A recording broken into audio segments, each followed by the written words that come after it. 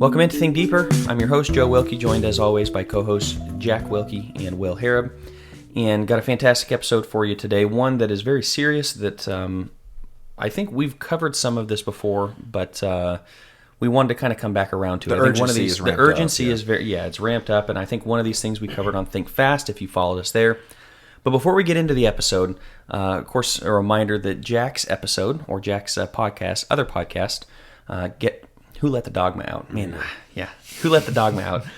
Still kills me. How do you forget that name? Seriously. Or the logo. I mean, the orange and the dog stands out. But, yeah, that has started back up, correct? Correct. So, yeah, and they got a new guy on there. And so I think, Will, you were recently catching up on some episodes. I have some catching up to do. I don't think I got through all of them from season 1. So if you haven't, make sure, be like Will, not like me. Go back, catch up on season 1, and prep yourself for season 2. But fellas, anything we want to get into? Well, we did New Age was episode 1, came out a couple weeks ago. Last week, Creeds and Confessions, which I think the conclusion of that might surprise some people. So go check that out. That podcast, it challenges you. Not that Think Deeper doesn't, of course, but there's a...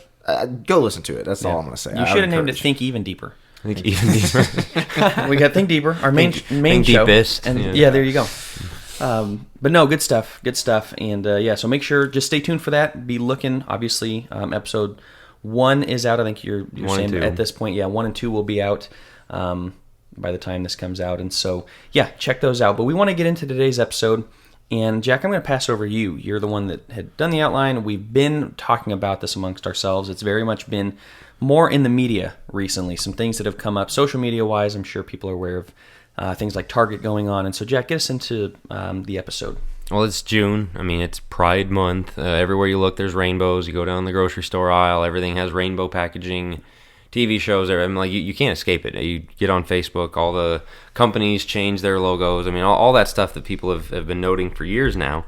And we think we don't think it's ground. It is kind of the prominent number one area in which Christianity clashes with culture right now.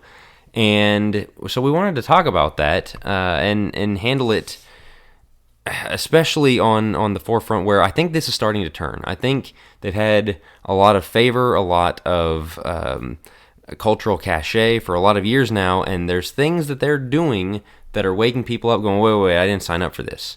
And that is, and I just wrote an article on this for my Substack, which is out. I'm going to plug it, as always, churchreset.substack.com, called The Plus in LGBTQ+. What does plus mean? And of course they mean, for any of the things, any of the new ones. Because the plus wasn't always there. Yeah, right. And the plus wasn't always there. And I'm just going to come right out and tell you that they're not going to say this. Nobody would ever say this. It's not official, but this is, when you look at everything they're doing, the plus stands for pedophilia. Yeah. That's what it is. They're not ever going to put, or they might be brazen enough eventually to put a P on there, or a couple of these other terms we're going to talk about here in a minute. But there's no question, from especially over the last year, where I feel like they feel like they've gotten the cover. They feel like they've reached a point of cultural acceptance that now they can, this thing that was, I think, always there, which we're going to talk about in a little bit with the slippery slope, but now that they can just put it out in the open of, this is part of our agenda too, is including children in this. Yep. And there's a degree to which that makes sense, because grow up, and I mean, my daughter from 2 years old, you play house, mommy, daddy, and you got the little kids, her baby doll or whatever else, and they don't like that paradigm. They want that paradigm opened up, and so of course they're going to have to educate children in it, because it's not natural to children. It's not something that, and so they want it to become natural, and so they got to take it to children, but it's not just having children be accepting of it, it's involving children in it is what we're starting to see. I would say, because I would imagine that there might be a few people that are listening to this going, is this really going to happen? There's no way that they're ever going to put that out there and try to promote it and be accepting of it. Think back to, of course, I wasn't born, but 50, 60 years ago. Do you think the people that were living back then ever thought that the stuff that's on TV with homosexuals right now, whatever, would ever be on primetime TV? Of course not. Think back 20 years ago, 10 years ago. Did you ever think that a person like Dylan Mulvaney would be getting so much press right now in a positive way? Mm-hmm. Did you ever think transgenderism would be at the absolute height that it is in the culture? No, we didn't. Right. And so if you're sitting there going, okay, well, all that stuff, but they would never try that with pedophilia, you're kind of fooling yourself, and you're kind of sticking your head in the sand. This is what's coming down the track. And the people there are people out there, us here at Focus Press, my dad specifically being one of them, who has called this out for 20 years. Oh, yeah. The fact that, you start down the path of homosexual relations and gay marriage. I think Massachusetts in 2003 was the very first state to legalize it. You start down that path, all of this stuff inevitably follows. When you open up the floodgates, all that stuff is going to follow. And so, again, just to preface this, if you're listening to this going, that's really not going to happen, again, you're probably sticking your head in the sand. Well, yeah, because it's already here. Go to Twitter and look at libs of TikTok. This is in the schools. This is everywhere. We're going to get to that part. But this is everywhere. And you see terms like, and Jack, you were filling me in on... and I just wasn't aware of the abbreviations, MAP or YAP, minor attracted person. And then they switched it to youth attracted person because, well, minors is like, minors don't give consent, and there's legal parts to the term minor. Ramifications, exactly. But youth, hey, I'm in my youth, I'm 25. Like, that sounds a whole lot better. Now, they're meaning young kids, they're talking 10-year-olds and such, but youth attracted person, they're already starting to kind of get this into your mind, subtly speaking. It's insidious, but if you're thinking, well, this isn't actually, would that ever happen? Of course, people in America would stand up. It happens a lot quicker and a lot easier than you think because of how, they subtly put these things in your mind. They're doing it in the public schools, and the next thing you know, it's on TV, and next thing you know, and they, train you. Why would anybody be trying to euphemize pedophilia? Why would anybody be trying to come up with a softened term for that, if not trying to get acceptance? Think about how they frame it. With the homosexuals, scientifically, we know there is no such thing as a gay gene. It is not a thing. But how do they frame it? Sexual orientation, like they can't help that they are that way, right? Exactly. Born this way, makes it a whole lot easier to sympathize with them. How do they do it with the transgenders? Well, that's how they identify. That's a part of them. That's who they are. And so it makes it a lot easier for people to sympathize with them by using phrases like youth attracted person rather than what it is, which is pedophile. It's framing it in such a way that they can't help it. That's just who they are. And gender fluidity, again, opens the door to this. All of these things, as you're saying, you guys are saying, this is how it happens. We have to be able, again, getting ahead of ourselves, but we have to be able to put our foot down and say, absolutely not. This is why giving any ground on these things of, well, there is a difference between gender and sexuality. No, or let's use their pronouns type of thing. Yeah, exactly. Yeah, so Salon.com ran an article years ago, 5, 6, 7 years ago at this point, called... and all of these are in the examples and more are in the article I referenced earlier on my site. But the title of the article was, "I'm a pedophile, not a monster." And his whole thing is, I'm attracted to children, but I don't act on it. And there's a difference. But, again, the point we're going to get at with Slippery Slope is we've accepted that framing with homosexuality. It's an attraction that you can't help, you were born with. And there are Christians, and there's this whole movement called Revoice, where they have conferences and all that, and you're an SSA, same-sex attracted Christian, and you identify by that. Like you say, well, I'm same-sex, or I'm a homosexual Christian, but I don't engage in sex, but it's the desire. I have the desire, and there's nothing wrong with the desire. Romans 1 calls it a shameful desire, number 1. But number 2, if there's nothing wrong with the desire, then that guy's article on Salon.com is okay. Right. But it's not. There is something wrong with the desire. Right. And so you open the door one at a time, and like you say, they're euphemizing it with MAP, minor attracted, youth attracted person. There's all these things that are trying to legitimize it. And this idea that the plus stands for pedophilia, that it is inextricably linked to it. Look at them, inviting kids to pride parades and drag queen story hour. Oh, yeah. And, we're going to get into this whole list of examples. Yeah, they're targeting kids, and I'm going to do this a little bit out of order. Target is a good use right now because the brand. They are putting out swimsuits for 5-year-old boys where you can tuck your genitals, and because that's what transgender bulge swimsuits. Yeah, things like that, and are you kidding me? And of course, there's been the backlash, and there's been, they've lost a lot of money over it. But you notice these companies are losing money, and they'll kind of do damage control, but they won't back off of it. Right. They'll Bud Light. All of these things that are going on right now are. They don't, and this is why it's a religious ideology. It's not. People say, "Oh, you hit them in the wallet where it hurts, and they'll get off of it." Not really. Yeah. Well, you know the EIC, Equity and Inclusion Score, credits, basically a score that you get. EIG, what is it? ESG. ESG, there you go. And DEI. Yeah. And these scores that these companies The get. alphabet with these people. I'm telling you what, all of the acronyms. EMG. Goodness, yeah, it truly is the alphabet. But it's the scores that you get, and so it's basically a wokeness score that the government, it's not technically the government, pretty much is, provides, and that's how much funding you can get. And then you get these woke activists on the higher levels, high up levels, the George Soros levels, who really come down hard on you if your score isn't high enough. And so for Bud Light, they're literally losing billions of dollars, billions and millions with a B. Like, unbelievable. How have you not backed off having Dylan Mulvaney as a spokesperson? But they're worried about that score. They're worried about if we don't, and they put themselves. I think it's hilarious, and it's a beer company, so if it goes under, I don't care. Like, it is, but it's hilarious that they put themselves in a position where most people aren't supporting it. I mean, they had it. I saw it was a case of beer for it was like 30 cents a beer or something insane. Stacks, pallets of it. Nobody can't sell it. Yeah. Well, but this is the thing. I see the memes on Facebook that people really think, just keep it up. When they and same thing with Target. They lose all this money, they'll come around.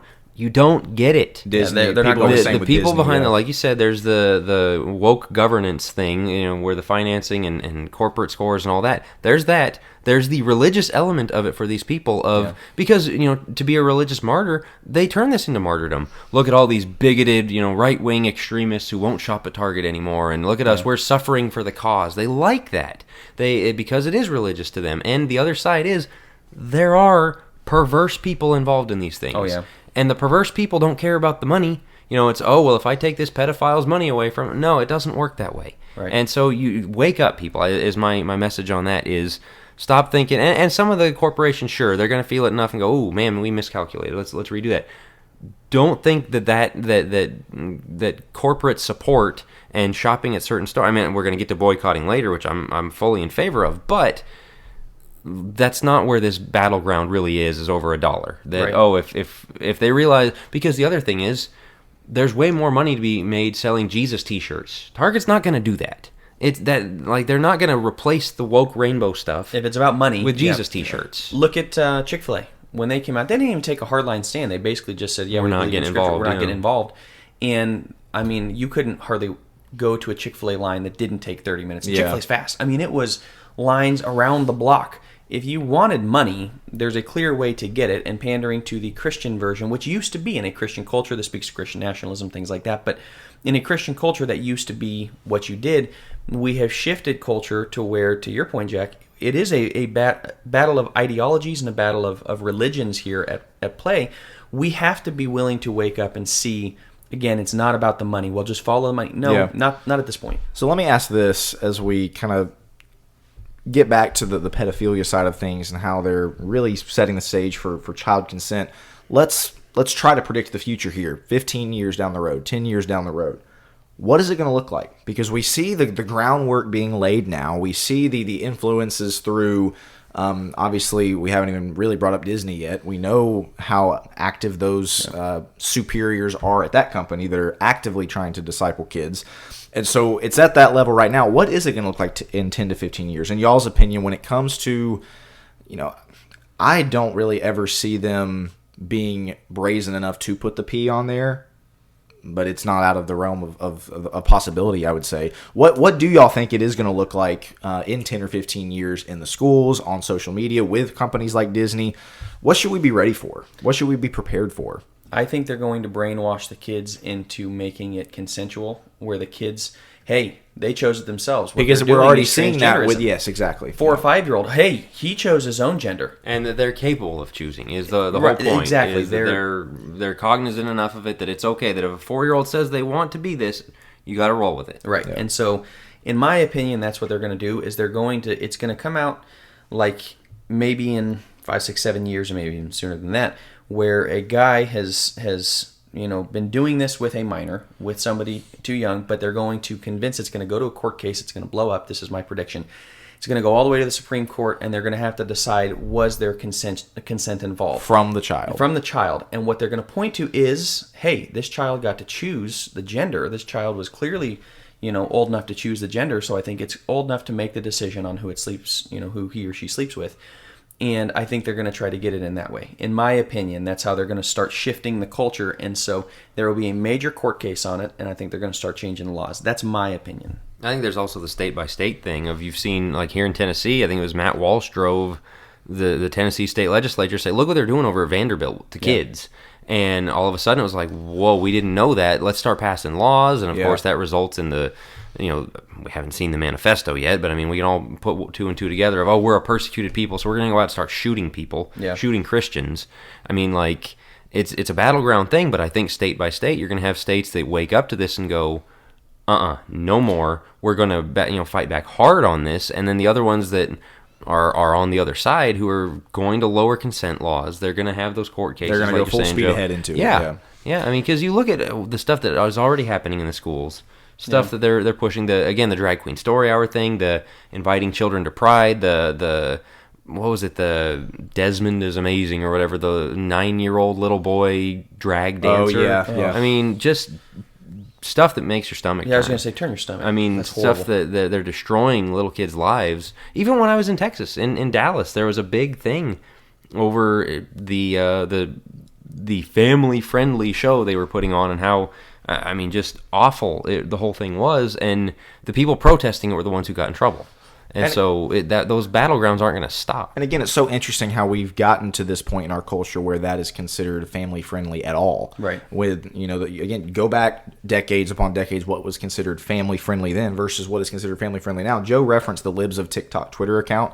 And I know not everybody's on Twitter, but if you are and you have a strong stomach, go look up some of the stuff that is on there about, kids are in the front row of these things. Kids are the ones that are throwing cash at them. Kids are the ones that they are trying to force this lifestyle, force this as acceptable and normal down kids' throat. Kids are gullible. Kids are malleable. You don't think an 8, 9-year-old is going to be able to look at that and go, there's something wrong with that. Probably not. And so kids are growing up in this culture where that is so normalized and so, especially in the liberal states. Well, I'd say kids do recognize there's something wrong with it until you show it time and time and time again. That's the point of normalization. To your point, Jack, a 4 or 5-year-old, when they pick it up, it's not, this baby must be transgender. It's like, it's my little baby doll. Yeah. The girls gravitate toward that. My son's gravitating not toward baby dolls.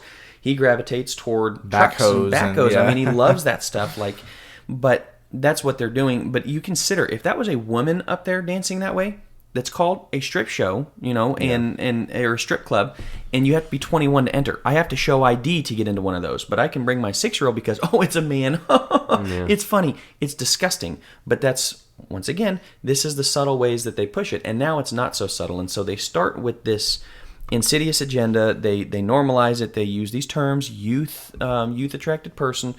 And we, unfortunately, as Christians, buy it. Jack, back to your point, and then we can move on in the outline, but I watched a video of a friend that ended up basically saying that it was, hey, I have a homosexual friend, but they don't act on it. And so even in the church, and there was a lot of debate over, wow, is that okay or is it not? Well, my friend is attracted to cheating on his wife. He's very tempted to cheat his wife. Now he's not. My friend really wants to beat his wife. But you deal with porn addicts all the time. That's exactly there's nobody going, it's okay to have that lust in your heart as long as you don't click on that internet That's site. right. You're not acting on it, but I know that you really want. We go, man, you need to get some help. But instead we don't do that because of the culture we find ourselves in. It is creeping into the church, and we have to put a stop to it. But yes, as we're talking, the Target situation, they're doing satanic stuff on Target clothes, 666 and things on kids' clothes. The Disney programming, you go to Disneyland, just horrible the things they're pushing. They're bringing in drag queens and bringing in transgender into Disneyland workers, the drag queen story hour, the pride parades. All of these things are attracted toward kids. Notice every single one of these is a kid thing. The Target thing, Disneyland, drag queen story hour, the pride parades. They're pushing kids. That's it. It didn't used to be that. It used to be in the 70s in San Francisco. You got a bunch of 20-year-olds, 30-year-old gay guys together. They did who knows what, but that was kind of their thing. It was in certain parts. Now this is wide out, or right in the open, and I don't know. I mean, it's terrible. That gets to the slippery slope point that we've talked about a little bit, danced around, is people were saying 15, 20 years ago, this is going to end up in all these things. And you remember, I mean, like how scornful and laughed off it was. Why is it any of your business what anybody does in the privacy of their own bedroom? How does it affect you at all if two gay guys get married? Like, this is how it affects us. Yeah, because now my kid, I try to turn on Blue's Clues and there's a pride parade on a show for 3-year-olds. Yeah. That's how, and there's this idea that people have, and this guy, James Lindsay, wrote a book called Cynical Theories. It was kind of the anti-woke guy there for a bit, but he's very pro-gay, and he's saying that, okay, they've gone too far now, so what we need to do is go back 10, 15 years and just get it back to where it was then, where gay people were out and accepted, and pride parades were happening, but none of this stuff. Yeah. You can't. This is the end of it, because, again, pedophilia is the inevitable part of it, and this is going to turn your stomach a little bit if you haven't come across this, but so fair warning before I get into it. Remember monkeypox in the middle of COVID was like the next thing it's going to take over, and the monkeypox is going to sweep the nation, and everybody, we got to worry about that. And then you realize only the homosexuals are getting it, and they started figuring out it's only coming from these gay orgies where they all get together, and so it's only spreading to these people. And then there were a few headlines of, this is weird, there's some dogs turning up with monkeypox. Yeah. And then, hey, this is weird, there's some kids turning up with monkeypox. Those stories stopped overnight. You didn't hear about monkeypox anymore because people put 2 and 2 together. Right. Of like the perversion surrounding these communities. And inside you read their stuff, they don't hide it. I mean, this guy Milo Yiannopoulos, who was a very big pro-Trump but very flamboyantly gay guy, I mean, he was a shock jock kind of guy, all kinds of offensive stuff. The only time, like, when his career ended was the minute he came out and said, yeah, young men like me are recruited into homosexuality. I was recruited into it at 13 years old, and it's great for us. He said that out loud, and that was the point. After saying offensive things for 2 or 3 years and not having his microphone taken away, that was the point at which his career was over. Was when he said that out loud, because it's the unspoken secret, but it's out there. We know those things. It's the Epstein didn't kill himself thing, and it's a conspiracy theory. Come on, we know these things are happening. We know Epstein got shut up. Nothing has happened to his girlfriend, whatever she was. Like, we haven't heard from her at all. No name. His client she's accused list or whatever. Of child trafficking. To who? With no clients. There's no names, no clients. So did she do or did she not? We know these things are happening at the highest up levels, and you're right. As soon as this stuff gets exposed, boom, shut down. So let's get into influences, because we could go on clearly for an hour or two about how bad it is, how awful it is, and how we need to be prepped for this, but we need to really step back and diagnose. You got something? I just want to say, to kind of to put a bow on the there is no neutrality. There's no going back to, everybody's okay. You can have civil unions or any of those compromises we had, because what was the catchphrase for this whole thing? Tolerance. Love is love. Yeah. Well, it's the same one that's used for transgenderism, used for pedophilia, used for anything else.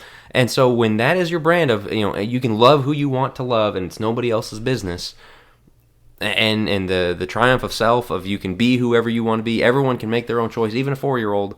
I mean, all of the framework that opened the door to homosexuality opens the door to the entire thing. Yeah. And so bestiality, I mean, anything you want to say, but especially this, and so that it ended up in this, it was inevitable, is the point to wrap that bow. It's common sense. Also. Right. So getting back to the influences point. Like, we need to step back and diagnose, okay, what is it that's influencing specifically our kids in the church, kids that are walking away in droves, as we've talked about a lot. Because 20% of Gen Z, just to say that 20% of Gen Z now identifies LGBTQ. 1 in 5. 20%. 1 in 5. So yes, to your point, sorry, keep going. But yes, this is a problem. Yeah, no, you're good. And you think about, what are the main influences? Let's start with the obvious. Public school. Right. We had an episode last year sometime, I think it was in the summer, and we titled it Abandoned Public Schools. And not our most popular episode by any means, but we are firm believers that it is virtually impossible to keep your kids sheltered from the world, keep your kids sheltered from stuff like this if they're involved in public school. Because you can think as much as you want to that you've got the best school systems and your teachers are really great and they don't teach evolution and all this stuff. Kids are kids, and they're looking up stuff on the internet. They're on TikTok. They're kids are going to find out this stuff. And so public school is one of them, TV shows, TikTok, all these things that we're going to talk about. We need to diagnose what are the influences, but then we need to talk about what do we need to do to mitigate those influences, to really do what we can to shelter kids and keep them, again, just away from all this. So let's start with public schools. Again, all of us have made it very clear we don't support public schools in any way. Let's go at it from two angles here. The first one being, I think this is a very small minority, but there are people that physically cannot homeschool. They physically can't. They can't afford Christian private schools. Right. What do those people do? They absolutely have to send their kids to public school. Again, I think that is a incredibly small percentage. So, but for those that actually do, let's start there. What do you think? You just got to be hyper vigilant. I mean, you've got to know the friends, the influences, what their friends are bringing on their phones, the curriculum, what the teachers are showing. You've got to know the teachers really well. And I know that's one of those, every time it comes up, oh, we've got good teachers in our school. We've got our school system. Our school's really good. different. Yeah. Ours is better. Ours is, no, it's not. I promise you it's not. You might have a good teacher here. You might have a teacher who goes to church with you. That's great. You got kids who have TikTok on their phones. Yeah, exactly. All of them. You do have bad teachers. You have curriculum that is bad. That it is inescapable that from K through 12, of all the teachers you're going to have, of all the textbooks you're going to have, of all the peers you're going to have, it's there. And how do you end up with 20% LGBTQ of an entire generation? Because it's cool. Because it's how you get accepted. Yeah. Right. And especially, I bring up critical theory all the time, but it's the dominant framework for our culture. If you're a white male Christian straight kid, you're at the bottom of the totem pole. You're not cool. Your opinion doesn't matter. You're not anything. And so how do you fix that? One of the quickest ways you can do it is I'm not straight anymore. I'm a part of an oppressed minority, and so now you're cool. Now you've got that stigma off your back that you're not, the just stale, straight, normal, everything. You've got something special about you. There's a little star by your name. And so of course they're going to go for that. And so you have to be hyper aware of that and grounding your kids in the kinds of relationships where they don't need that affirmation and approval. That's a great point. I was thinking about, once again, Libs at TikTok. Go there, watch some of the videos, and what you'll notice is this is a lot of teachers. Yeah. There's a lot of grooming teachers out there. That's not to say every teacher. Took down the American flag and had the kids pledge allegiance to the trans flag every morning. Oh, yeah. I mean, those things, those are out there. And some of these Joe, that's only in, like, Oregon. Yeah, Oregon or Washington or New York State, of course. No, some of these are in the Bible Belt South. And that's where it's most difficult is they can get away with it because you just assume we know the teachers and we know everything's good and we're Bible believing and you have people that still think that evolution is the biggest issue faced in the schools. No, we mitigate that and we read Dr. Brad Harrop's books and that's great. It's like, well, good for you, but have you considered, again, the kid influence? Forget about, let's say every teacher is fantastic. How many times are kids still have unlimited access to the internet on their exactly phones? Where are they spending the most time? School and online. And I think the average kid spends like 7 hours in front of a screen per day. That's not counting schoolwork. Right, not counting schoolwork. That is hard to imagine. Truly, that means from sunup to sundown, when they're not looking at a teacher, they're looking at a screen. So if those two places, if we're looking at TV shows, which I think they're still there. I think it's less common. I really do think it's TikTok. It's Snapchat, which is, I've been surprised. I thought Snapchat was a little more out of the zeitgeist, but I've had a few recently talk about Snapchat back and forth. I guess that's still a thing. But all of these social media apps, they're normalizing it. They're doing what you're talking about, Jack, where it's all of a sudden the cool thing to do. And everybody on TikTok, wow, this kid at my school, his TikTok blew up. He had 100,000 views. And what was he doing? He was coming out. Yeah. Things like that where, who are you? Man, you go to school and you're bullied every day until you're in this minority, in which case all the teachers, all the support, all the kids, all of a sudden you're like deified because you have done this. That's how we get 20%. And the time is past parents just kind of throwing up their hands and saying, what can you do, right? I think that's been the strategy for a lot of parents is like they get their phone and it's unlimited freedom. It's no restrictions, no anything, no checking up on them. And while that might have worked 15 years ago, it probably didn't for most parents. But while you had the good kids every now and then who didn't get into trouble. The risk is so high now that to me, if you're one of those parents who basically lets your kid have unlimited, we're talking about public school, but all of this ties into the TikTok thing, the influences that they can have with friends and things. If you're one of those parents who just gives your kid complete freedom because you quote unquote trust them, you are setting yourself up for failure. Right. The time for that is past. There has to be, in my opinion, raising you can have a phone at this age. What is it now for a lot of families? 9, 10, when they hit middle school. Yeah. Well, they got to have a phone because they're in middle school, right? I think we have to raise that bar. I think we have to, there's all kinds of software programs out there. You can be very diligent about what is on your kids' phones, but parents don't do it for 2 reasons. 1, they're lazy. It takes effort. And 2, they don't want to make their kid upset. They don't want their kid, they don't want to bother their kid. They don't want to be uncool. And so they just don't. Look at what fruit that has produced. Yeah. And believe it or not, you still can get a basic phone that's not a smartphone, cheap service. It can text. It can receive phone calls. Just do that. It's going to save you a lot of problems. Now, that doesn't mean, and I know the first thing a lot of Christians do when you start having these conversations about school and the internet and all that, you're just going to shelter your kids forever. In the face of this, you got to shelter them to a degree. Yeah, sure. Yes. If you are not willing to shelter them, you're not a good parent. But sheltering is about age-appropriate, ushering them into where they need to be. And we're going to get to that in about like steps and how to talk about it and all of that. But you can't just throw them to the wolves. Like you're saying, handing them a phone at 12, 13 years old, you're going to ruin their life. You have to realize that. Yeah.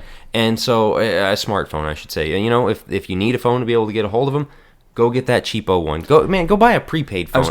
This is not that hard. TheLightPhone.com. I just recently heard about this from a buddy. I was looking at those for a long time. Hey, super cool. No Wi-Fi. It still has music. It still has things. Look it up, man. I need to look it up. Yeah. I was very close to buying one. Minimal phone. I want to buy this thing. It's got a headphone jack, got Bluetooth. It's got... Anyway, not to go off on that, but these options are available, is what we're saying. Yeah. Where it is kind of a smartphone. It looks cool. It doesn't look like a brick, like a Nokia, but we have to be proactive in that. But the other thing, to your point, Jack, what you were saying, like, we have to disciple our kids where they don't need that affirmation. They know who they are in Christ. They know who they are in the family. They know that this family, man, I love you more than anything. You are incredibly important to God. You're incredibly important to us. So if you can't pull out of public schools, and we're talking 95% need to just abandon the public schools. I'd say higher than that. And probably higher than that. But for those that absolutely can't, and I know there are those situations, be your kid's confidant. Be your kid's, not their friend per se, but be the person that they're willing to come to and say, hey, ran across this at school. There's a lot of pressure at school to conform, and every kid's making fun of me and they're calling me, whatever name. You need to be the first hearing about that. And if you're the parent who's like, yeah, I'm pretty checked in, and your kid doesn't tell you anything, and you find out big life events that are happening to them through somebody else, question your parenting. Okay, so this is one I'm going to put out to you guys, a question of how this happens and how a lot of Christian kids, even if they don't go, come out as something, especially when they go to college and they'll come home for Thanksgiving and tell mom and dad that mom and dad are bigoted, you just don't understand. Their views are antiquated. Yeah, we need to be accepting of these people. They're just like us, and it's love, all of the arguments, that they buy into that stuff.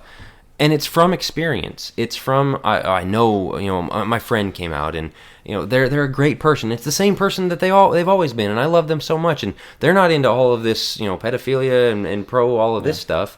And it's like, okay, well, ask them to denounce gender-affirming surgeries for 8-year-olds. Let's see where they stand on that, number one. Like, we need to have that ability to push back on those things. But before you get to that, when a Christian parent, is dealing with their kid, is friends with somebody who comes out, their friend is accepting and trying to get them to be accepting of it, again, sheltering and watching over their influences, but they're going to have these influences. They're going to have these college friends, and when they get into the real world, people going, oh, you had a poor picture of this painted for you. These are just very normal people.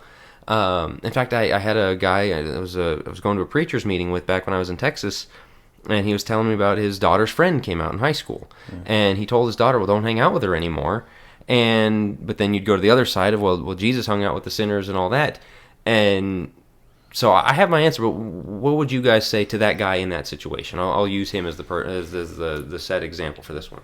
Oof. Man, that's rough.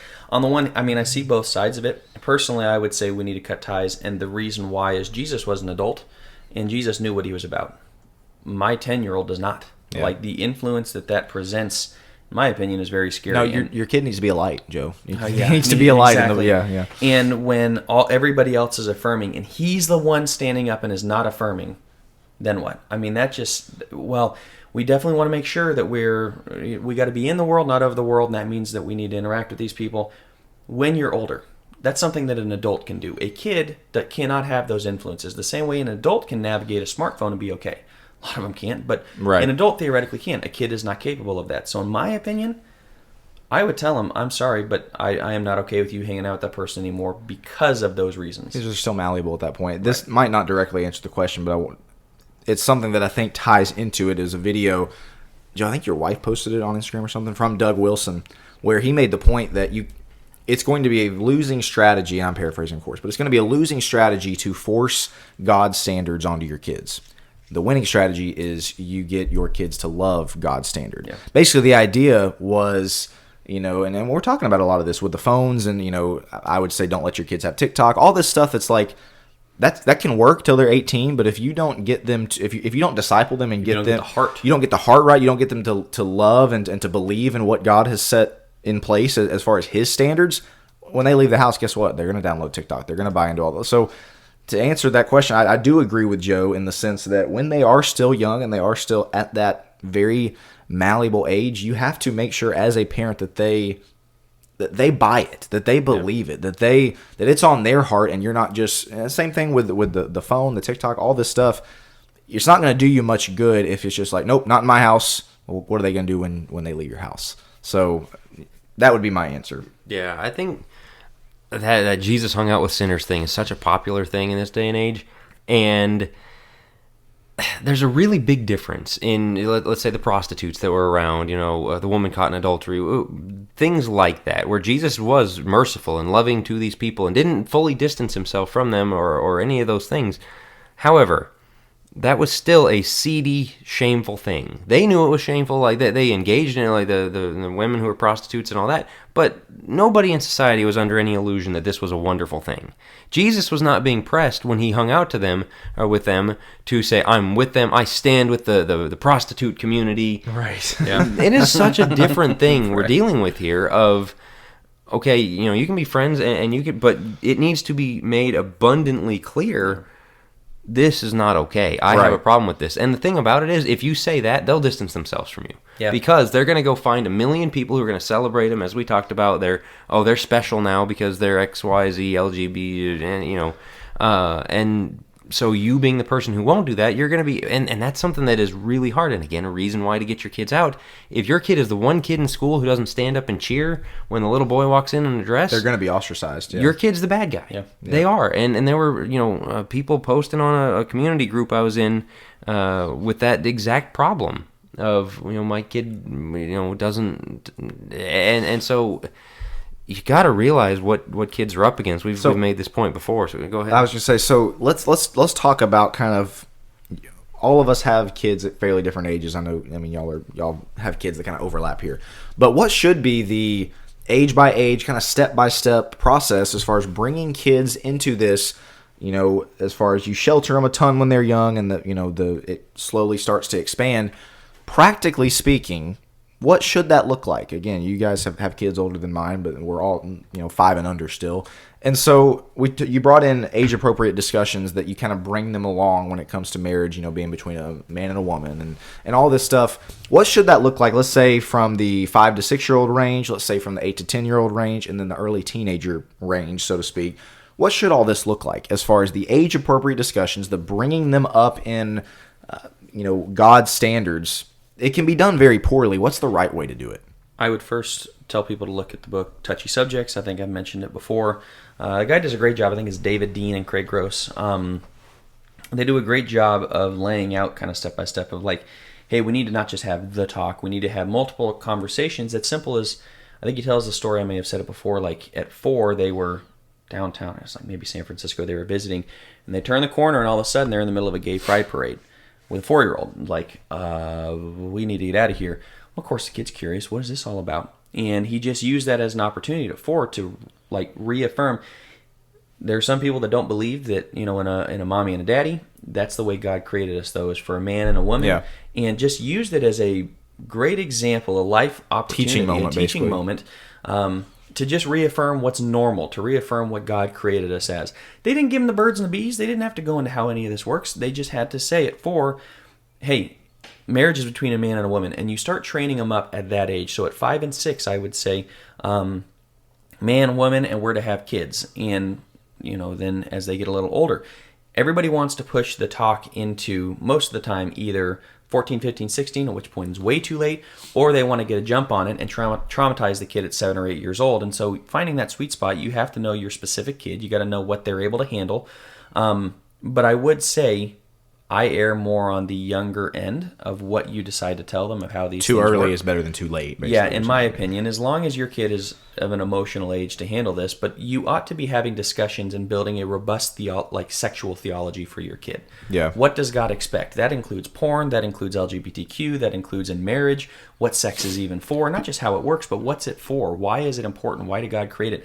Your kid should be able to come out at 18 years old, out of high school, being able to explain the theology surrounding sex, in my opinion. Because we've discussed this before, the fact that the kids that do buy into this stuff and the kids that do have a kind of messed up, perverted view of sexuality, what was the conversation like at their home when they were growing up? Probably non-existent. Yeah, exactly. They're probably the parents that, that's awkward, that's uncomfortable.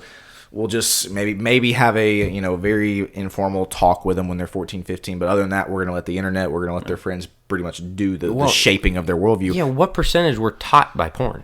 I mean, like that is their understanding. Porn of of their friends, yeah. Right. Yeah. Yeah, and so I guess my point is, like, that's the fruit of that. The parents that take it's just really too awkward, and we're going to kind of delay it as long as we possibly can. Maybe we won't even have to.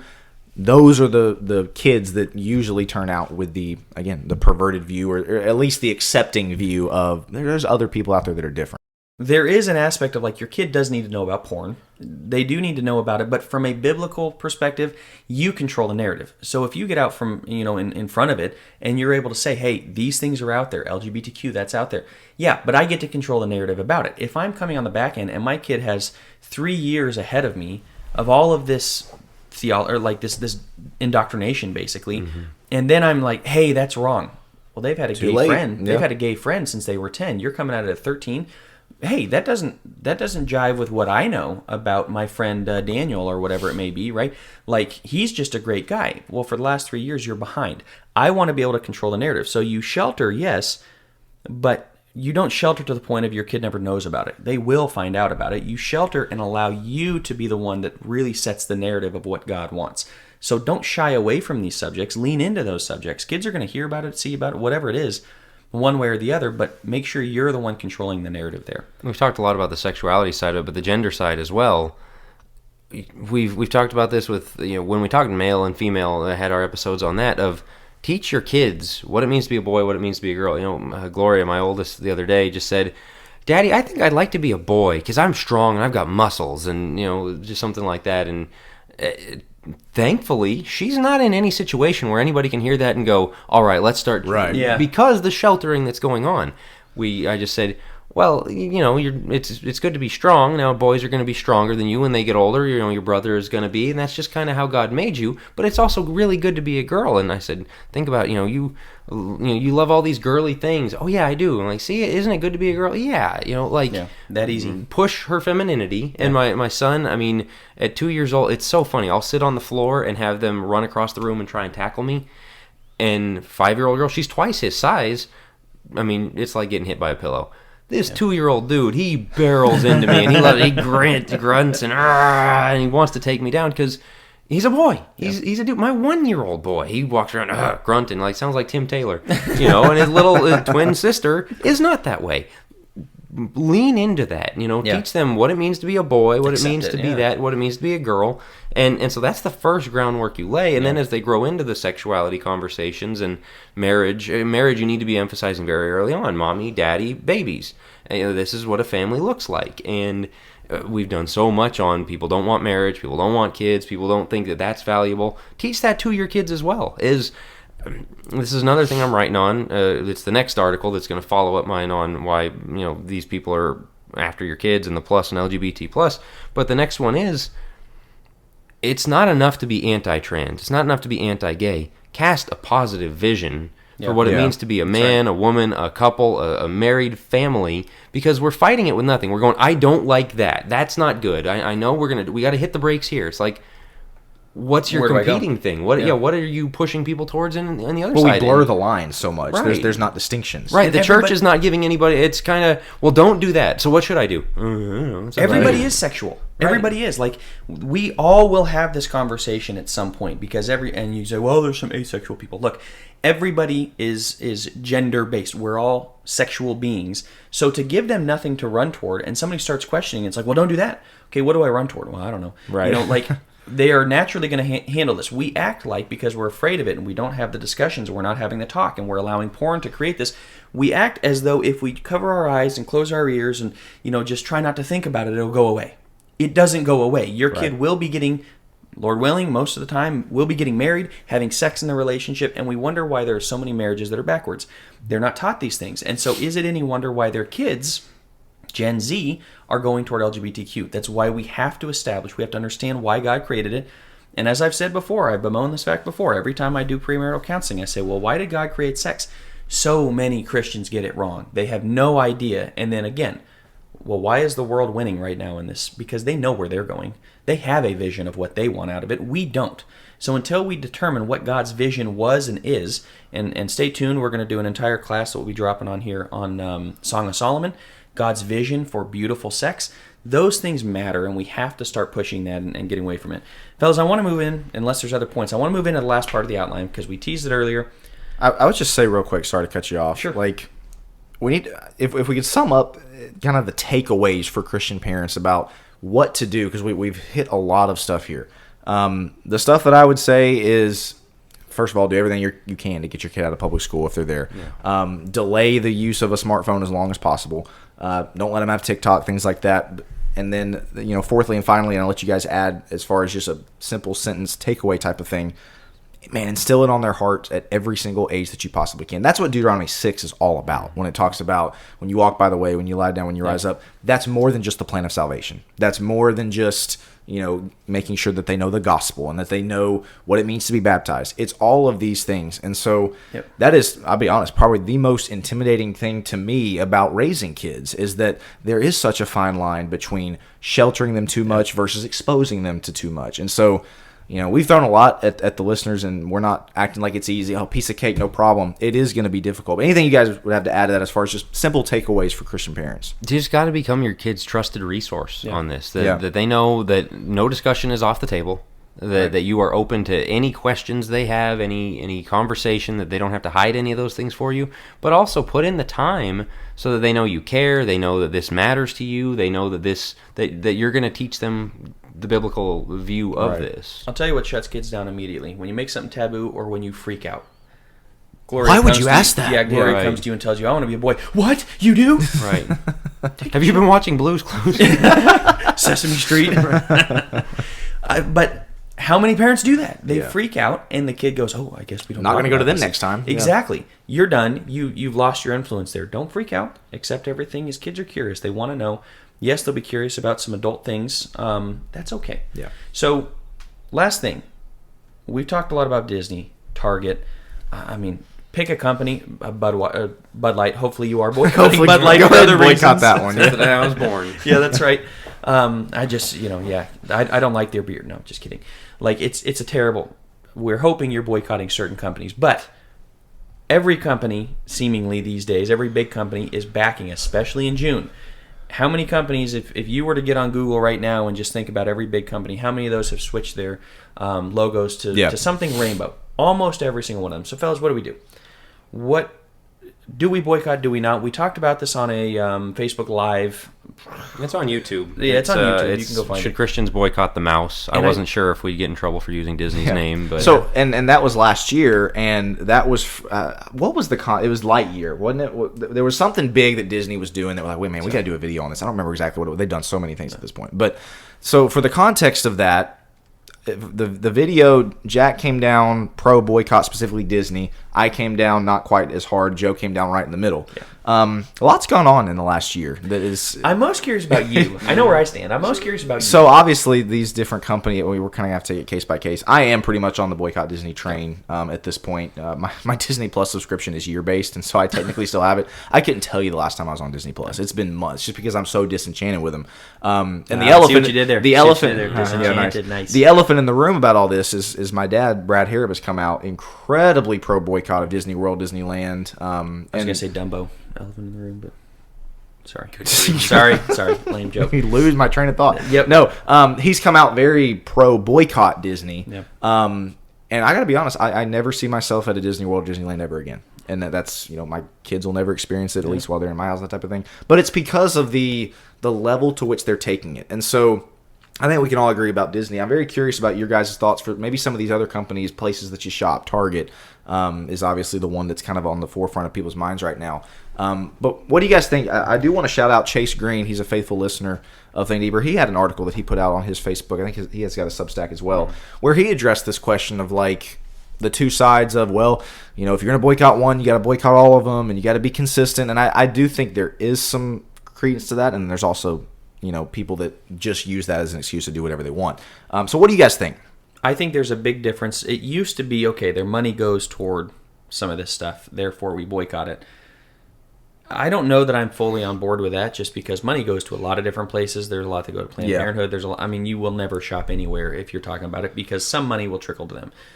In my opinion, those like Target, those like Disney, they are so disgusting. Blatant. It's just, they're pushing it more than anything. They want you to buy they don't want you to buy it, they want you to buy into it. And I think that's the key. And like Jack said, it's a religion for them. So in a way, you are funding their religion. And I know it's not one for one, because you're buying clothes, or you're buying, a toy character from a Disney story. So you're not, but in a way, because that is what they are promoting, that is what they're pushing. In a way, kind of backhand, you are funding their religion. That's what it is. So I am, in my opinion, I'm boycotting Target's new one. We bought. I hadn't seen all this. We recently bought a waffle maker from Target. That'll be the last thing I buy from Target, maybe ever. And I used to very much be on the consistency thing. Like, okay, throw out your iPhone, throw out your Android. You can't even really have a smartphone. But I think, because we made this argument before with TikTok, because people would come at us and say, because we had a Think Fast actually that said, we said, hey, just get off TikTok. Well, Facebook and Instagram are basically the same thing. So are you going to boycott all of them? They're not the same. They're not. And it's irresponsible for us to try to just equate everything as they're all the same. All companies are the same. They're all bad. There are different, Stephen A. Smith, there are levels to this. There are different levels, right? Jack, you haven't gotten in yet. Yeah, I was looking at 1 Corinthians 10 because I think it's informative about the meat sacrifice to idols thing, where Paul's like, if you get invited to a meal, sit down and eat. If they say, hey, oh, by the way, we sacrifice this to idols, don't eat it. Don't do it. And I think there is that levels of if I know that giving money to a corporation, 5 cents of it I don't know where it's going to end up. It could end up in the pockets of somebody I don't like. Okay, I'm not on the hook for that. If it's you're walking past the gender conforming whatever swimsuit section at Target to go back there and buy a bag of M&Ms, why? Right. Why? There as you said, there is a level to it. There's something very different, and it's the same thing with Disney, where people go, oh, Disney owns a million things. All right, if I buy an ESPN Plus subscription to watch hockey and tennis and baseball, and you trickle that all the way back up multiple levels to Disney, who down the other side of the branch of the Disney family on Disney Plus is putting out a movie with a pro-LGBT lead for 5-year-olds. That is so far removed. It's not the same. It's not the same thing. Now you can say, oh, it all goes to the same place. It really even doesn't do that. Because the ESPN's operating budget is its own, and Disney's over the whole thing, and they have the valuation of the whole. And so you go, oh, you're just trying to justify watching ESPN. No, I'm using that as one example of many of. Right. There is the direct, again, this meat was sacrificed to idols. This money, I used this one on our boycott video we talked about. A pizza place, I think is a national chain, has a thing where in the month of June, the little dessert snack cake that they sell, alongside the pizza, they say every cent of the profit from this in the month of June goes to pro-LGBT organizations. I don't step foot in the place in the month of June, much less order one of those cakes. It's just not going to happen, because I know it would go directly to that. July 1st, I don't mind eating there. Yeah. I don't mind buying one of those cakes, knowing that money's not going to it, because this is living in the world and not of the world, right? The New Testament Christians lived in these pagan cultures where there were idolatrous temples. Their neighbor was an idolater. Their coworker was an idolater. Every business you went to was run by an idolater. It's fine. You have to live inside that world. You can't remove yourself from it, but you also don't participate with them. You don't go to the temple with them. You don't eat the meat sacrificed to idols. You separate yourselves from the direct nature of it. But go ahead. I would ask, for all of the Disney supporters that are still going to drop thousands of dollars at Disney or whatever year, what would it take for you to decide? That's a great question. We're done. Great question. Would it take a prominent, a Frozen type of movie where the main character is transgender, and you go to the Disney parks and you get kids taking pictures with the transgender, Elsa or whatever, as an example? Would it take that? Would it take, fill in the blank? What would it take for you to decide, all right, our family's done? Because you step back and you look at everything that Disney, and again, we're focusing on Disney here, but everything Disney has put out there, everything that the statements that they have made, that they are not trying to hide behind it. They are not trying to bury it under the rug and maybe nobody will notice this. No, they are making it known they are actively discipling kids. If that's not enough, what is going to be enough? Because I don't want to think about where they're going to be in 10 years. And what would Target have to sell for you to boycott? What would they have to actively be doing? If this isn't enough to sell 4-year-old swimsuits that you can tuck, are you serious? Yeah. If that's not enough, what will be enough? I mean, when they're selling Satanism stuff, go look it up. It's the real boiling the frog thing. If 15 years ago Disney rolled out this entire lineup, everybody would have been horrified. Okay. Yeah. But I think it was in Finding Dory. They put, it looked like two moms together, and it was for 15 seconds. And a fish, yeah. Yeah, well, no, it was Oh, on land, that's right. It was on land. You're right. And so, but it was just this split-second thing, and then you moved on, and there was a few, headlines about it, did they just, it wasn't clear, and then there was a little bit more, and there was a little bit more, and then you get to Turning Red, where the whole movie is a metaphor for my body, my choice. I'm choosing my gender. They had that short that was called Out, I think. Yeah, what it was. Yeah, short video that and Out, Lightyear, and even I think it's Star Wars Episode 9, which technically doesn't exist. I don't acknowledge its existence, but they had in the celebration scene at the end when they won, two women kissed way back in the background, and you go from that to just right out front. But if you had jumped from in 2005, everything that's on Disney Plus right now, and they had rolled that out into theaters, there would have been riots in the streets. Yeah. But because they do it slowly, everyone goes, this is fine. Being conditioned. The meme. Yeah. This is fine. This is fine. This is fine. This is fine. Oh, it's not that big of a deal, guys. And then you turn to other Christians.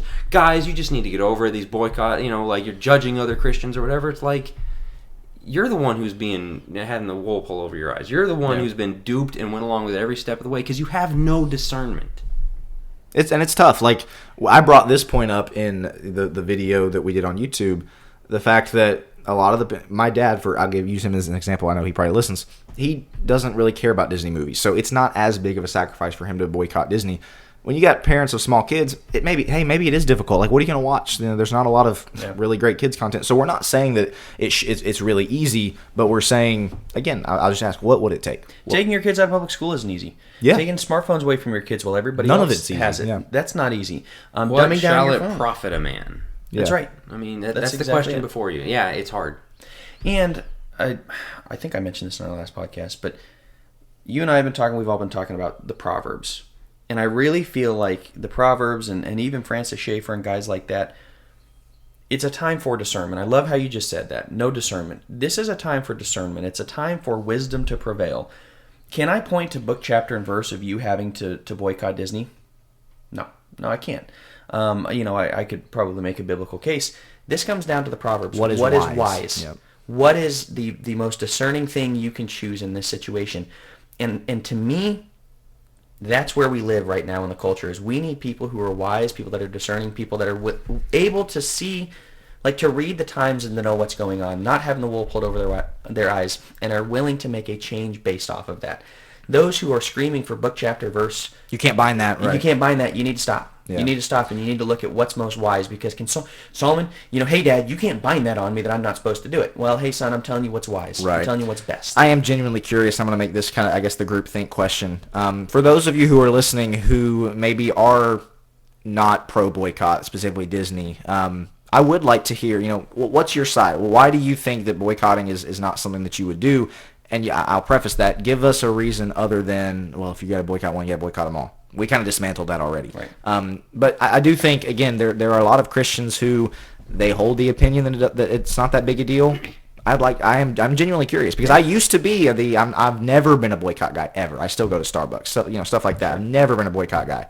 Starting to become one because of the agenda that they're pushing. And so I would like to hear from those who, we'll make that, again, the groupthink question. Great question. If you are not boycotting, why? Anything else you guys have to add to that discussion? Yeah, there's a really helpful framing for this on the, how far is too far that I really like. I've read before of that these are the stages people work through. 1, there will not be any need to fight. 2, okay, there may come a time when it's necessary to fight. 3, it's too early to fight. 4, it's too late to fight, and it's already over. Right. And that's what you just see with these things way too much. Is like, because I remember in the 90s, my dad was very anti-Disney because he's like, look, they're putting cross-dressers in the Aladdin movies. And it's like, as a kid, you're like, what are you talking about? Yeah. Like, but they somehow, oddly enough, in every movie had to manage a scene where a guy was wearing women's clothes. Yeah. And you just think, and that was the very much, this is not, it doesn't matter at all. We're not going to need to fight about this. And then they get a little bit further, and there's that, well, okay, there might be a time where this goes too far. But, it's still too early. Is this really worth fighting over? And I think we've really reached the point where people are, it's too late to fight. It's just, they're going to be how they're going to be. I'm going to keep going to Disney World. I'm going to keep going to Target. I'm going to keep... You don't have a line. Yeah, right. Figure out where a line... Because, okay, I think this would be a fair statement that we would all agree with. If you don't have one, and to Will's point... Figure out where yours is so you'll know when you will start. Right. Yeah. And if you say, well, there will never be one, there's your problem. Right. And if you start calculating one, and like you say, okay, when there is a transgender lead in one of their movies, not a gay lead, not a lesbian lead, not a bisexual lead, when there's a transgender lead in one of their movies, then I'll draw the line. You'll start to see the absurdity of your position, number 1. But number 2, at least you'll have a line. Well, wait you better tomorrow. hold to it. Wait till tomorrow. It'll come soon. Yeah. To go back to where we started at the beginning, it's not about money. This isn't about, we're going to bring Disney to its knees. It's not going to happen. Like, I am with you, Will. You have to resign yourself to, I'll probably never step foot in Disneyland again. I loved it. I know you're not a big Disneyland guy. I loved Disneyland. I enjoyed it when I went. Yeah, I enjoy it. I probably never will. Jack, it's nice and easy for him because he doesn't care that much. But you probably never will. It's not about bringing to the knees. It's about the ideology. It's about the religion. And I think Jack said it very well at the beginning. Like, don't make this a, hey, I'm going to take away my money and just show them and then they're going to come to their knees. No, this is much bigger than that. It's very much casting your vote for you're going into the sea. Well, here's the other thing. We've talked about their degeneracy and all that stuff. At the heart of it, to get us all the way back to the start of the episode, there is the undeniable truth. These people are after your children. Yeah. If that doesn't make you rip-roaring mad, what is wrong with you? Right. Like, what is missing in your brain and in your heart that says, well, yeah, they're after my kids. I know that. I acknowledge it. I can see it happening. But Rock and Roller Coaster's really fun. So. Exactly. Yeah. Like, here is $800 a day to go to your theme park, and here's my $20 a month subscription so that you can put those videos in my house. Imagine if there was an Islamic indoctrination streaming service. Yeah. Would you be paying $15 a month for that? I know we're kind of going in circles here, but if that doesn't move you, of these people want to ruin your children's lives and cast them into hell, and you're going along with it and saying, yeah, I'm cool with it, readjust, get some discernment. All these things that we've just said really, really take stock of that. And so, yeah, while your kids, while you're having a great time eating a pretzel and going to Epcot, your kid's coming away seeing who knows what transgendered members coming up. And what did they come out of there with? You may have come out of there with cool souvenirs and a pretzel. What did your kids come out of there with? And what are they going to take home? And what are they going to start believing based on what Disney told them was okay? We have to start fighting back at some point, and that's very much what this episode is all about, is please don't let this fly by and go, yep, real bad out there while your kids continue to go to public school when you could do something about it. Your kids continue to have smartphones at too early of an age, and you continue to push things like Disney and Target and go, well, this is fine.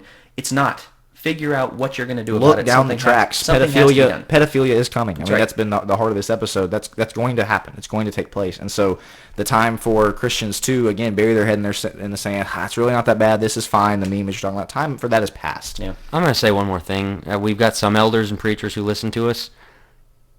Preach this stuff. Yeah.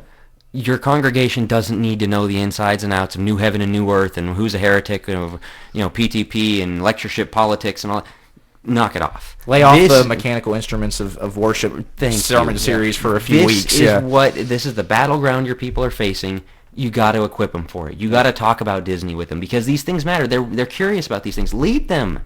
That's your job. That's what you're there for, is to help answer these questions, help them navigate this. Even if you disagree with us, you got to bring the conversation before them and say, let's think through these things from a spiritual viewpoint. And man, again, you got to understand the times. It is not times for third level doctrinal quibbling like we like to do. It's time to go to war and equip your people for it. That's right. That's a great way to wrap. I don't know. I don't have anything else to add. I don't know if you guys do. Let us hear from you on, obviously, Focus Plus subscribers, as we always say. Please leave your comments, leave your questions. If there's something specific that you want to ask about, we will address that, as we always do in the Deep End segment. We appreciate you watching. If you're a Focus Plus subscriber, listening, as far as otherwise goes, we're very grateful for everybody that supports and everybody that listens. It's a very important discussion. We hope that you will continue the discussion in your own home, with your kids, with those across the dinner table, fellow brothers and sisters in Christ. But guys, if we got nothing else, I think we're going to wrap right there, and we will be back next week with another episode of Think Deeper. Thanks for listening.